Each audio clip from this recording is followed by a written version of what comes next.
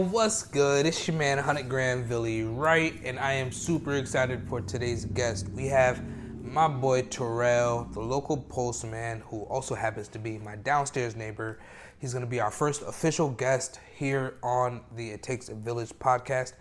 Super excited, really great guy. Had a really dope conversation about the day in the life of a postman, a little insight about where Terrell comes from, and his upbringing.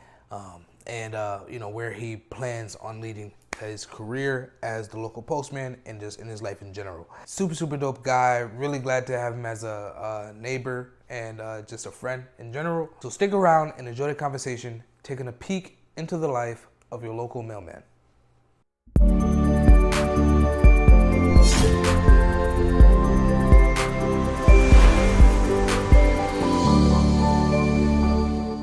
What up with it? All right, man, have a seat on the couch. All right. I'm gonna grab your water, bro. What's up, Reese?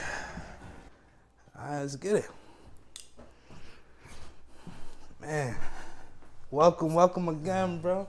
Yes, man. Appreciate you for for pulling up, bro. You already know. Long time coming. Yeah, man. Hey, it's my first ever podcast, bro, so be patient with me. We're gonna try to get through it smoothly. Okay. No problem. Thank you for being my first guest, bro. Yes, sir. How you want to be introduced as, bro? We going first and last name, just first name? What you want to, you got something to go by? Yeah, Terrell's good. Terrell's good? Yeah. All right, well, let me lock in. Let me try to lock in. Yes, sir. All right, we're going to get everything out the way here. Let me see. All right. So, welcome to the village. You are on the It Takes a Village podcast, where I, talk to community workers, get a little inside scoop on what it's like, for, work through your perspective, and also get a chance to talk about anything you might be passionate about or into outside of work. Okay. Cool? So, super excited, like I said, to have you in, bro. I've been trying to get you up here to have a talk and just see what it's like, Yeah. Then just happen to be my downstairs neighbor, which is fire.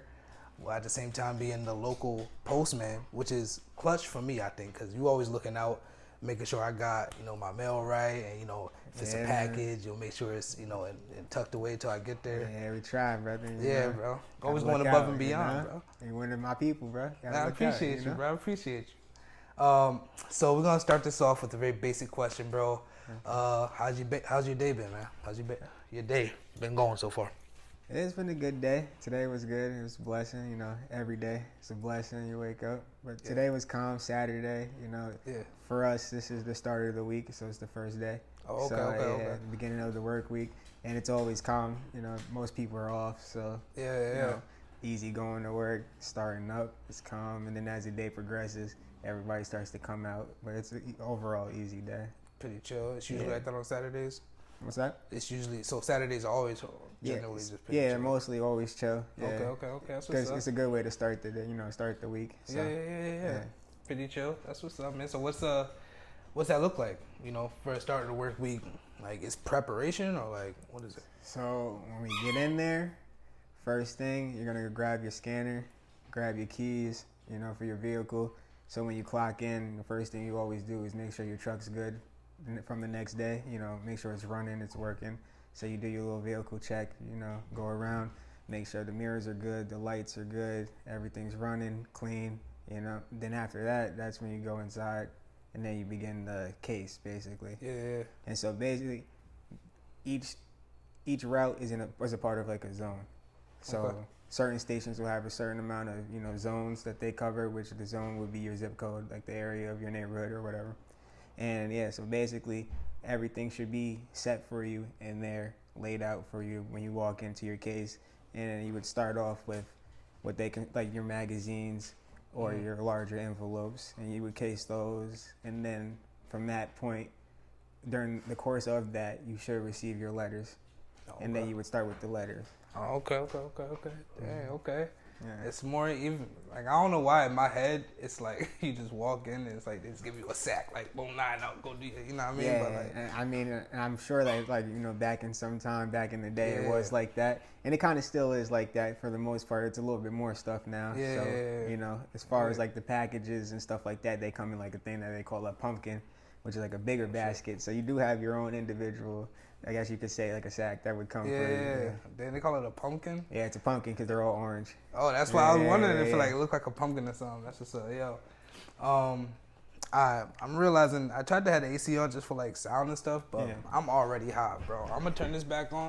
Okay. Let me see. I'm gonna do the noise cancellation on the mics. Let me see. There you go. Okay, it went for both of them when I pressed mine. Yeah, yeah, that's nice. Yeah, hell yeah. All right, cool. Okay. So, how'd you end up getting into this line of work?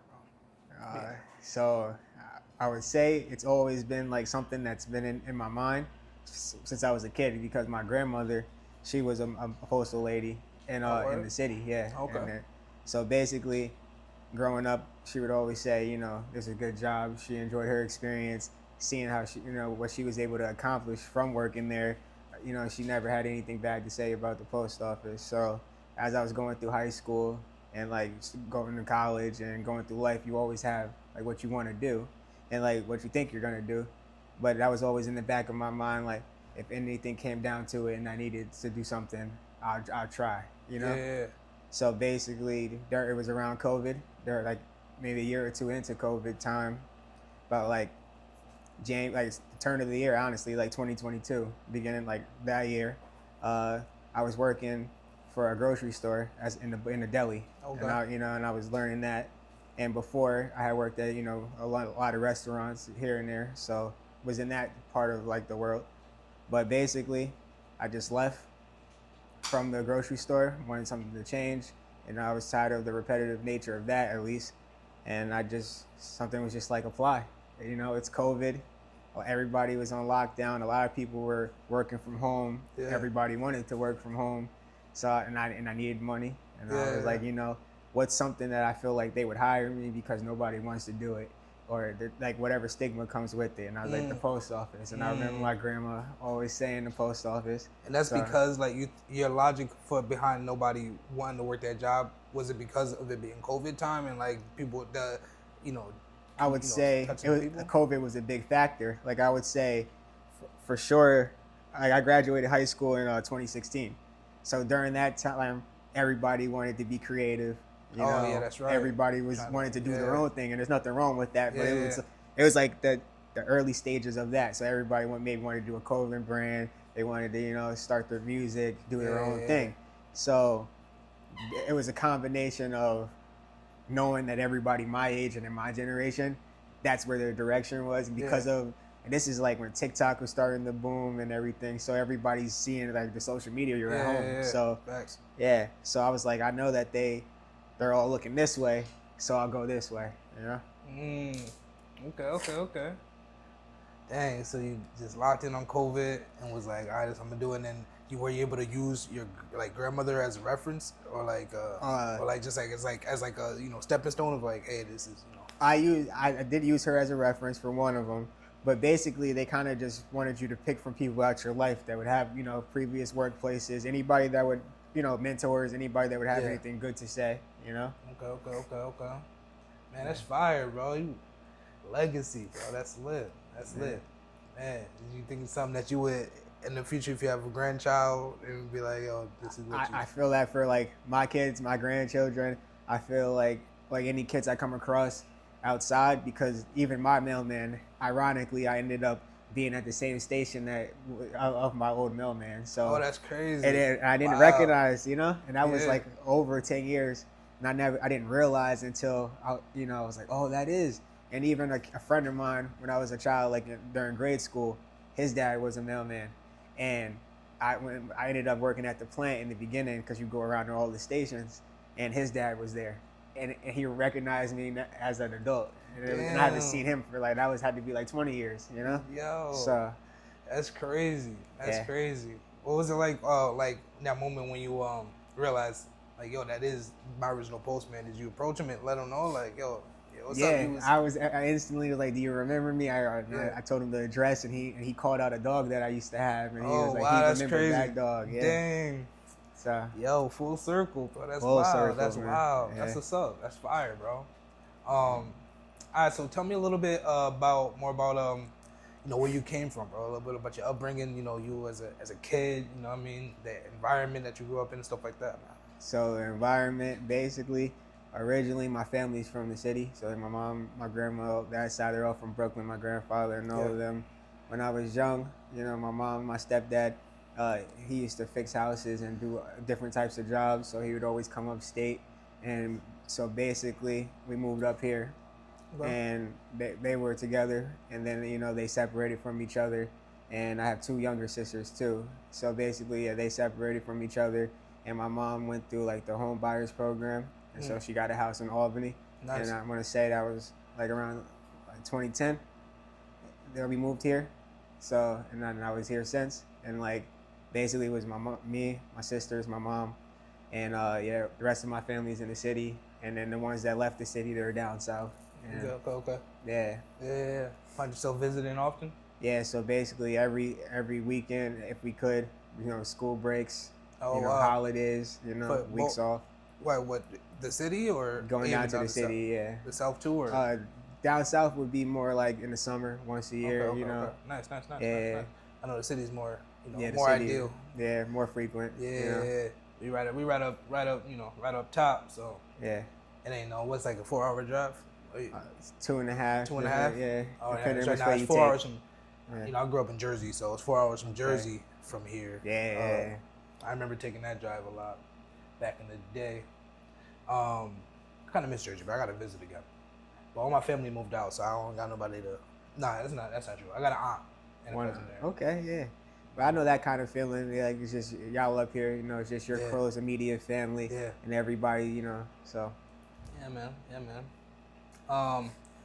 Back, staying on, back in the day in your origins. Did you have like a original goal, like what you wanted to be when you grew up? Like what was that? I've always been into like a lot of stuff. So, and that's one thing, growing up and going through life, people always ask you, what do you want to do? What's your plan? And at least for me, like that's never been anything that has like really stressed me out or like I've ever worried about or thought about. I like history. I was into history a lot as a kid. Okay. And stuff like that. So I wanted to be in the military or law enforcement, be a cop and stuff like that. But the stigmas that come with certain things, and then being raised by a mom, and she didn't want me to go. And really? Yeah. Your mom was like talking you out of it? In a way, yeah. But I still find ways towards it. Like I was in the Boy Scouts, and I did that when I was younger. And okay. So I'm into like fishing, camping, and all of that, learning those things. And I tried to make my way to it, but. And as an adult, I could have, now thinking back, hindsight, if I wanted to. But yeah, just thinking about my mom, my sisters, and how they would feel about it, and them not wanting that. So yeah. Okay. So you just kind of, it sounds like you it's really like took into consideration your loved ones and how it might impact them, and put your personal desires kind of like I don't want to say in the back burner, but like you just you were it's something you chose to consider. A lot of people out there probably don't care and be like whatever, I'm gonna do my own thing. But I think that's dope that you like I said, even considered how the people around you might feel about the decisions that you're making, even at a young age. But that's impressive. I think it's admirable. Well, thank you, brother. All right, so fast forward now to a little more current time. How long have you been the United States Postal Service, right? USPS? Yeah. How long have you been a postman, bro? Actually this year, so February was my hire date, so that would be 3 years. Yeah. 3? Yeah. 5, 3 years, man. So what was if you can look back when you first, got on, applied and got hired during COVID, right? Yeah. What was your mindset the first 6 months, going in? How would you think about the job? How were you feeling? You know what I mean? I had a little, foreshadow, like a little insight from my grandma hearing stories, and but there's a big difference between how the city's run and then how upstate is and stuff like that. So there still was a lot to that was new, but I knew what I needed to do, and it was kind of something that was like internal, like as a young man coming up, like working other jobs and seeing how life's going, you're like, I know there's something more that I'm supposed to be doing, like a little bit more structure. So basically, I I was ready. I knew it was going to be difficult. You know, I listened to a lot of the older people that were in there that told you, like, if you don't have a purpose for being here, like a reason that you need to be here to work, take it serious. If you're, weak-minded and, things will get to you, or if you just have like the mindset where you'll let things affect your money, it probably won't be for you because it's going to be difficult. And I knew, and it's preparing myself and thinking about that, everything that came my way, it was kind of just like, all right, to be expected. Like, yeah. Okay. So you was just locked in from the jump, especially having the inside scoop. Yeah. Okay. So, at that 6-point mark, were you still as enthused, about the job, as opposed to like the first week or whatever? Yeah, because around the 6-month mark, that's when, when you first start and you're hired, you're not necessarily a mailman because they have to convert you. So you're basically like an assistant, but like to all of them, like every mailman in the city. Yeah. So when they're out, something happens with them, they have you go fill in, and you help out, do your part. So by the 6-month mark, that would have been I would have been converted within 2 months later after that. Basically, the promise was out there. They're dangling it. They're telling you, you guys are improving, and it was kind of one of those things where I don't really see it now, but I was hired with a group of people during that time, and like most of us were around the same age, a little bit older, but it's kind of like those are like your buddies, like those are your people. So it kind of became like oh, you're gonna quit? Like, are you going to be the person that gives up? You don't want to be the person that gives up, or are you going to let them break you? Okay. So it's kind of like one of those situations where you go into it knowing that they're trying to thin out the herd and see who really wants it. So, yeah. Jobs be doing that, man. It's, they really, like, in orientations, they'll throw that out there. Only 3 of y'all in this room going to make it, such and such. It's funny how they do that. I guess it's like a tactic, in a way to maybe... it's also just truth in it, because it's usually how it plays out. Your orientation class, it really, by 6 months, you might look around, you be the only one. Yeah, but, true. I guess it puts a battery in your back, to really lock in. Yeah, it's very, and like, as a young man coming, when I started that, I was, just turned like 24, maybe? 24. So it was very, like, eye-opening to how the world works, how life is. And yeah, so like this is a job. Everybody's taking it serious. They need, they're using this for other things in their life because you gotta work. You know what I'm saying? You gotta survive. So they need to do this. They're here. They know what they signed up for. And that was a big thing that was thrown out there when it's like, what you signed up for. What you signed up for, and it's the government. So it's not the military or any branch of the military, but there's kind of like similarities in like the mindset of how they run the whole thing. Yeah. Wow. It's fascinating, man. Dang. So Terrell, man, what kind of things are you doing in your spare time, man? When you're not at work, typical day, we got the free day to plan your day out however you'd like. What kind of things are you putting in there, man?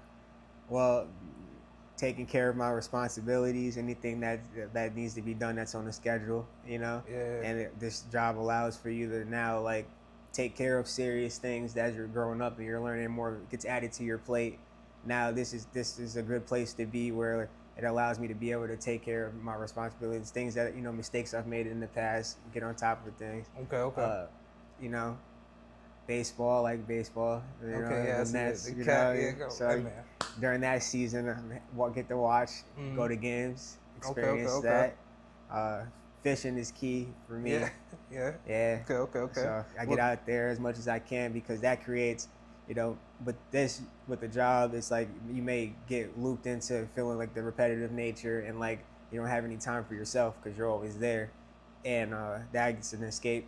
So Okay. Allows you to clear your mind, separate from the phone if you want to. Yeah. Or maybe you want to lock in, listen to something that's educational, have that in, and you just with yourself. Yeah, man. You find yourself fishing a lot this summer? You got out there a lot? Not this summer as much as I would have liked to, just due to that because I had an injury. And that affected my ability to reel. But but now, it's still before it gets too cold up here, up until the last moment, I'll be out there. Yeah. Man, that injury was crazy. You want to talk about that a little bit, or how that affected you, work and all that? Now it's good, you know. It's a Yeah. little broke my elbow, so a little Man. accident on the bike, but yeah, it's good now. So Yeah. which it was crazy, you know, during the time because I was, you know, before this I used to skateboard and I would do that with my free time when I wasn't working, and you know I couldn't afford to, you know, break a leg with this job. You know, an arm, an elbow, Yeah, you can can't get manage, by. but yeah, the leg is a no go. So. Were you thinking about that when you were like, falling, like how you were trying to position yourself? Honestly, no. It was so fast that, you know, it's kind of like sound crazy to say I wouldn't mind it, like if it happened, like because it was like a blink. Like Yeah. when I was falling, I was like, oh, you're falling. You know, you recognize that, and then it was just blink, hit the ground. And I was like, oh, I'm on the ground. Yeah. And you know how it is when you fall in public. At least for me, Yeah. I was just more like, oh, did somebody see Yeah, that? You know, get up. Uh, So I, you Yeah. know, brush it off, shake it off, and then, you know, that was that. And it wasn't until the next day, you know, when you wake up and you're like, oh, Yeah. You like, yeah. God, Trying to put my shirt, trying to put my shirt on, and my arm was just like this. And I was like, oh, okay. Man, Yeah. man, I'm good off that. Man, I have a fear of breaking bones, man. Yeah, man. So like, it kind of goes into like my fear of heights. Like, I'm not afraid of heights that'll kill you. I'm afraid of the heights like right under that. That'll be, bad enough to like severely injure. Yeah, I get you. You know what I mean? Yeah. Like, I ain't trying to be up in the, full body cast. You know what I'm saying? Yeah, Just that in would be agony no for joke. months, bro. You know what I mean? I'd rather be high enough to get out of here, or that's it. Even if it's like a high enough fence, bro. I'm sweating, bro. I'm good off that, bro. Cause I'm Yeah. like, bro, I ain't trying to break an ankle. You know what I mean? Like, I mean, as I'm getting older, I'm realizing that, you know, certain stuff you leave it to the young people. You know, yeah. you know what I'm saying?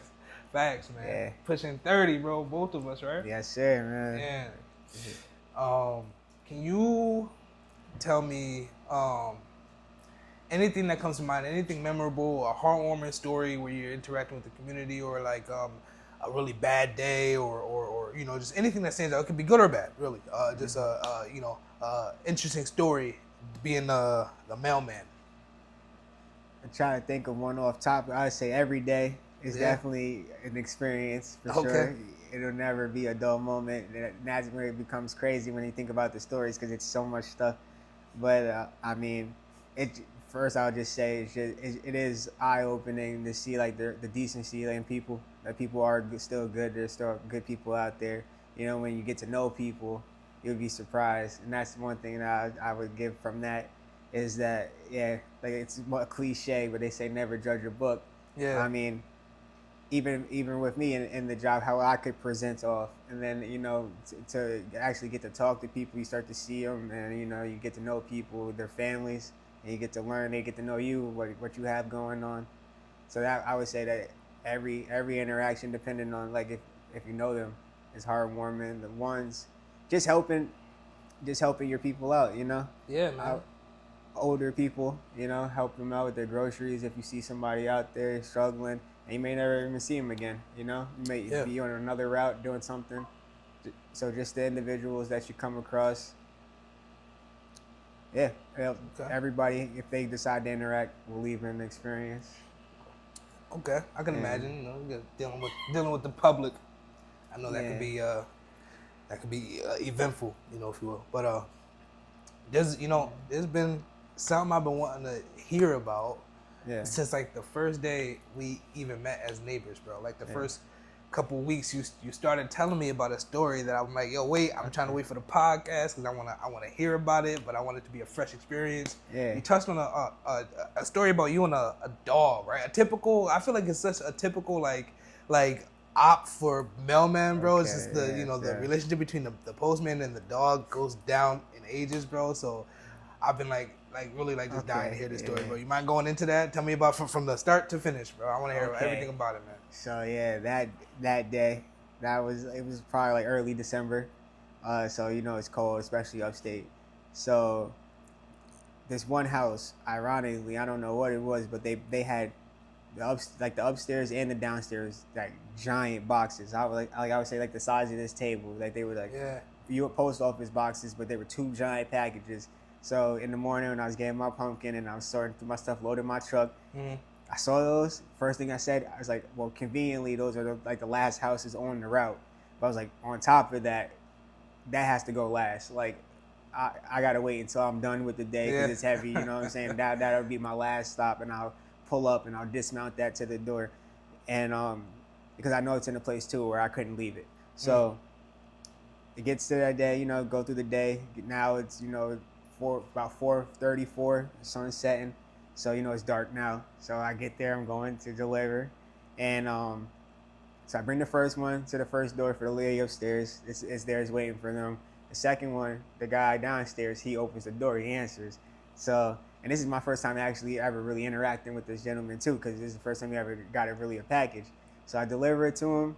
I'm giving him the package. He comes to the door. He has a little dog that with him that comes to the door next to him. Yeah. So now I'm standing there giving him the package, and behind me, I guess to my back, I'm coming around the corner up the street, is a lady walking two dogs. Okay. Now she has a cane corso on a leash. Big boy. Yeah. And then like another dog, probably like this size, like a terrier kind of little dog. Okay. And he has I noticed he has a jacket on, like a little coat on, but no leash though. And he's just walking with them. Okay. So basically, the gentleman at the door, his dog sees those dogs coming around and darts down the ramp at the dogs, and the lady, as she's coming like kitty corner, like across the street. Yeah. And while she's doing that, the cane corso sees the dog coming and lunges and basically pulls her while she's coming off the sidewalk and drags her across the street towards us. And, dragging her, bro? Yeah, dragging her and pulling her. And yeah. And basically, so now the customer, I'm standing there. He's standing in the doorway. He runs past me, runs down to try to get his dog. And the bigger dog, cane corso, grabs his dog and picks it up and is about to do the head shake thing. And he dives in and grabs his dog. And now basically he's getting attacked on the ground. He's on his back, kicking and holding his dog to his chest, and the dog's on him. So basically, I'm sitting there and I'm like, I could either run, not act, or help him out. And I feel like I kind of caused this by him opening the door for the package. So all I could do, basically, was take the little dog, because he's getting attacked by the dog on a leash, and the lady's screaming and getting pulled.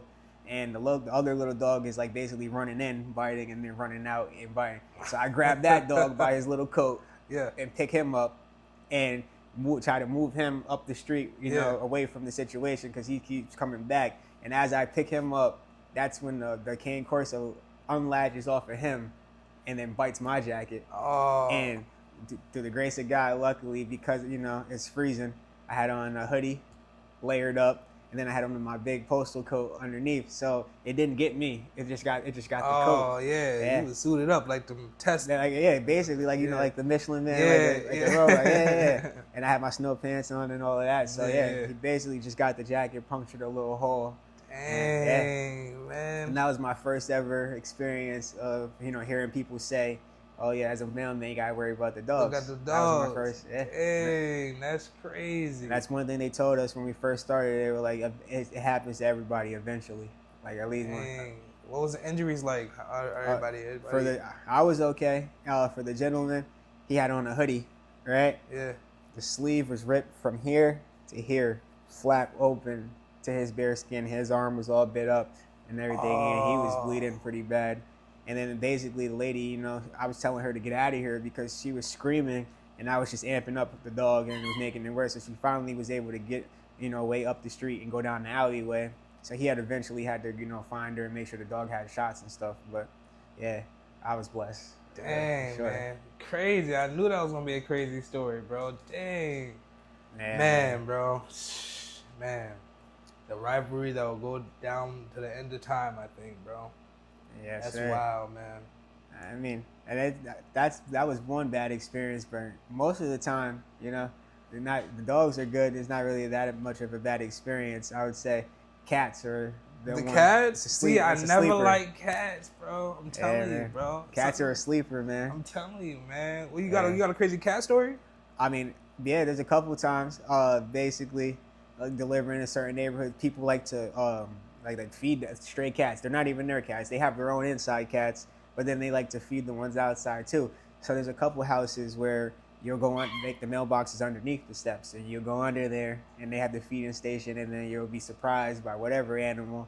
But Yeah, there's this one house, one story. There's this one house where basically every time you go to deliver the mail through the slot, the cat is waiting for you on the other side. So when you put your fingers through, if you put your fingers through all the way, he's gonna slice you. So there has to be like a warning card, like yeah, you can't see like but it's like yo, he's there. He knows he timed it out and everything, and he's waiting for you to put like if you be dumb enough to put your hand all the way through.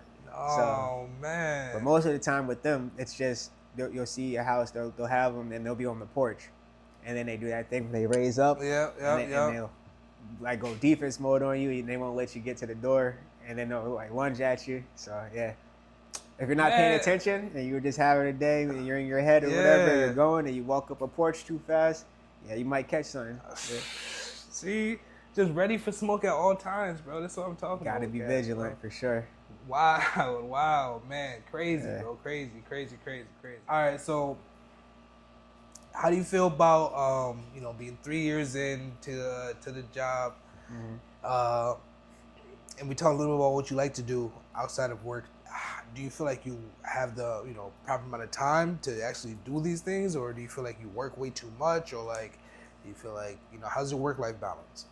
I would say there's ebbs and flows because of like the overtime list, where you could set yourself up for having a life of, okay, I'm locked in, I'm focused, and I don't really have much time for a social life, because you're there most of the time. You'll guarantee you'll have one day off for sure. So you can fit your life around that day, and handle what you need to handle. But yeah, it's up to you. Most of the time they try to work with you, but like at the end of the day, you know what you signed up for. And I guess that's kind of like where I get my fix from not being in the military, and is a service, and that's how I've always been like that as a kid, like learning the history and learning what people have gone through to be here in this country. I feel like everybody has a duty to contribute to the system of it working. So if that's my part where I got to give a certain amount of my life as a service to this route, this area, to make the whole thing go around. And that's why I try to like kind of have that impact on, I think about for like if I was to have kids, grandkids, any kids I see in the street or outside, you never know. Just me being the cool mailman or this type of guy, now they might down the line later in life be in a situation where it's not working, things aren't working, and they're like, last resort. Oh, I remember that mailman was always like, you could always do this. You know what I'm saying? Like, always strive for more. Playing that seed. But we're gonna need help. Who's gonna replace me when you know what I'm saying? It's ironic that I brought up my old mailman, because in the beginning of the spring, he's a Mets fan too. So he just retired, and now he gets to go live his life and go to all the games that he couldn't get to go to. And it's like this full circle. It's like my grandmother, seeing him work, seeing him do it, and always having that in the back of my mind. Look what happened. You got a replacement. Another body came in off of the impact that you left. Wow, that's fire, bro. I mean, that's one of my questions for you. If you see yourself retiring in this line of work, in this job. This is definitely a good place to retire from. I wouldn't knock it off the table. I would say like you should always strive to do your own thing and try to get out of it eventually. The rat race is what they would call it. But I mean, you could do your 20 years, 25 years, and then be out. And that's why it was kind of good to start early in my early 20s and start young. If I would have started at 18, like my grandma said, if I give them my 20, 25 years, I would have not even touched 50 and retired. You know what I'm saying? And so basically, that's always like I would say like the backup plan, the last resort is you can put your time in, manage your retirement, your money right, and it'd be good and have a decent life off of this. But I would like to use this to, fuel outside ventures and things that'll bring me, revenue, so that I could have more time to maybe figure out what I would like to contribute to the world, to people, Okay. So you haven't quite, pinpointed what exactly it is you want to be, doing or contributing to the world, but you just know that you have this as a safety net while you figure it out. For sure. Okay. Like how I never really saw this as like, end goal, like I'll retire at my career, my legacy will be as a mailman. But this is, like I'm grateful for the job. It's a great job. But yeah, I would say it's always like how I look at life is you need to be able to be satisfied and do what you need to do to fuel you being able to do what you actually are passionate about. What's your passion? You got to put the work in, you know. Yeah. You want to build something up so that you have the time to do what you love. Where you could say you wake up every day and I love what I do. You're gonna have to work something to get you to that point. Yeah. So that's what this is, you know. Yeah. Yeah, man. Yeah, man. I love that, bro. You got that absolutely right, I think. All right. Well, on the talk of retirement and you know, exit plans and how like you say, get out the rat race. What does your ideal retirement look like? Like, what is your you got you reach that time 40, 45, 50, whatever it is, and you could be living whatever life you want to live after the workforce. What does that look like? The retire life, how that would look, would be, if the world allows for it and it's still a feasible option, would obviously to be create a family, have a legacy, to start that legacy of, I come from a line of people that also, government workers, city workers, so continue that line of, okay, this family, this last name, we contribute to society, we contribute, we're not a part of another narrative, or we're not taking from this, we also contribute to it too, and we're grateful for it. So retire life would just be having, being able the ability to purchase properties and have land and stake in the game, have money come to me off of that, have investments, have money coming back from that, and be able to travel, fish different places. Yeah. Keep up with baseball, travel, see different stadiums. It would be cool to go to visit every stadium, and see a game in every perspective from every place. Okay, fire. Yeah, and just enjoy life, and just try to, at that point, have the time to contribute back to my community.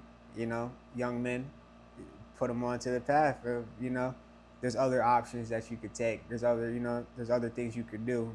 There is going to be a time where it is time to focus up. Do something legit, You don't have to be necessarily being a mailman or and doing exactly what I did, but just the formula, the mindset, and being able to, it takes, as a man, I guess you would say, like, you have to have the results in order to be preaching to people, Yeah, for sure. So with the success, if it comes from retirement from the post office or ventures outside of it, just showing how the stepping stones, like, this is what you can achieve, Yeah. Legit, straight and narrow, hard work. That's it. Yeah, man. Yeah, man. Definitely. It seems like you and I share the same idea or concept of that, it being our responsibility or duty as a people in society to be able to give back and produce and contribute to the communities that we live in our society that we have. So I think that's dope. That's something that I find myself independently, like, that's a conclusion that I independently just came to for myself. So it's interesting hearing you say that, you have a similar mindset, and that, it's almost validating for me as well. Like, you know what I mean? Yeah, I mean, I feel like at some point it might be your responsibility that maybe you, with pattern recognition or whatever, you were in a different point in life where you noticed something and you were able to play the game, and now it's brought you to this point and you see what you want to do. So I guess you got to share the sauce, Yeah. And yeah, man. Hey, you know what they say, man? Great minds think alike. Yes, indeed. Man, I'm trying to think, man. I don't have much else for you, bro. I mean, I have one more like little kind of throwaway question I have in here. I guess I can throw this in here before we wrap up. Do you find it more difficult dealing with the general public or colleagues? Or I would say, in this situation, probably colleagues, because you probably see them more than you see your family, honestly. Especially if you're heavy in there and you're in overtime, and and it's maybe there's light people, and you got and at that point you have to help out. So that's another aspect of it. So yeah, you're dealing with people on a daily basis more than you see your family, and it becomes your family too. And and you know how families are. So everybody has their moments and their ways, and that's one thing that they tell you when you first get in there is, like, it's rough, and it sucks. But then you get out on the street and you'll be okay. Yeah, that's what I was gonna ask. I mean, how much time are you really spending around them if the majority of your day is spent going door to door, right? Yeah, it's only an hour. And sometimes maybe two, a little bit over, depending on if you're casing up another route or you're doing a lot of stuff. But yeah, not an hour. But in an hour from 8 o'clock to 9 o'clock, a lot can transpire. Yeah. within that time. Man, is it like I feel like a lot of companies these days can feel like high school and like kind of real cliquey and gossipy and people getting with each other. Is you find yourself dealing with those things? Yeah, and I guess they say that's kind of like the facts of life. Like, I mean, it's high school continued. Yeah. People that didn't fulfill certain things out in high school, or maybe they were a certain way, and like you got to be mindful of like trying not to be that type of person. Like, you know, you got the postmen and the postwomen trying to link up, and you know what I mean, they got some. I wouldn't say it's that bad in the sense of like people teaming up. It could get like cliquey maybe sometimes. I mean like if they got like some baddie postwomen, and you know you got some men trying to sleep with each other, you know what I mean, like like that type of stuff. I mean, I'm sure, yeah, work wives, work husbands, stuff like that. Yeah, I'm sure that goes on, and I haven't been to the other stations in a while, but yeah, I'm pretty sure that goes on definitely in other places for sure. Yeah. I would say here, I mean, it could have been because like, these people have been there since our parents were children. You know what I'm saying? So I imagine, but that's like you know, you first think of postal people, like you usually think that they're kind of older, so I'd imagine they kind of be done with that kind of stuff. Yeah. So I'm pretty sure they've had years of like stuff going on, you know. Oh yeah, because they've been in it for so long. Yeah. So I'm still like 3 years for me. They still look at me like I've been there for 2 minutes, you know. Yeah. Okay, so you're still fresh meat, man. Yeah, basically. Yeah, man, that's crazy. Yeah. So I mean, I would hope that they all grown and past all that, typical work drama stuff. Yeah. I was gonna ask you too, man. During COVID, I was kind of weighing out my options and stuff like that, seeing what I wanted to do, because I was originally working in the restaurant business as a server and bartender, and then I had a child right when the pandemic really came into full effect, so I wasn't trying to be so much in the public, with coming home to a newborn and stuff like that. Yeah. But I did consider like being like a flight attendant at one point, just for like travel and other points. But I looked into it and they said I couldn't because I had a hand tat. So I'm like, I'm saying you tatted up, bro. I'm surprised. Like, I feel like the same rules would have applied. And that was like kind of like in the thought process when it came to who really wants it, and during the COVID mindset of the world, it was like nobody wants to work. Everybody's trying their best to not have to work. You know what I'm saying? Mm-hmm. So it was like you need people.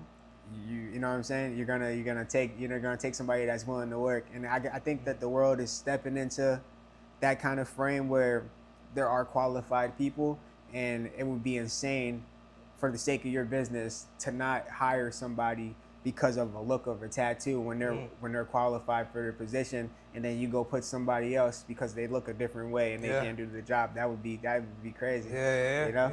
Yeah. And so I've even looked into it for like the military.